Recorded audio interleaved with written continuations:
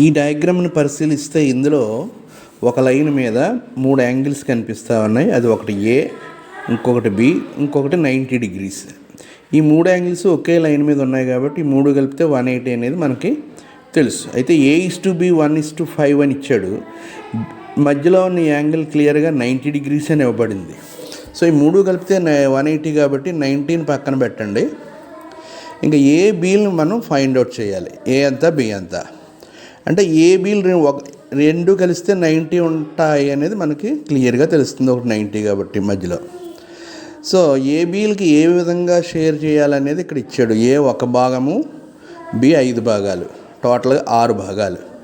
అంటే ఏ కావాలనుకోండి 1/6 పెట్టి మొత్తాన్ని గుణించాలి 90ని. అంటే 6 ఇందులో 15 సార్లు పోతుంది కాబట్టి 15 ఒకటిలో 15 డిగ్రీలు అనేది వస్తూ ఉంది. ఇదే విధంగా బి కావాలంటే 90లో 5/6 వంతు తీసుకోవాలంటే 5 భాగాలు ఉన్నాయి 6లోని, టోటల్గా 6 కాబట్టి 6 మళ్ళీ 15 సార్లు పోతుంది. 15 5 75 డిగ్రీలు బి వాల్యూ వస్తూ ఉంది.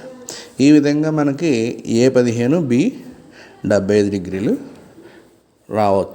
వస్తాయని మనం కనుక్కోవచ్చు.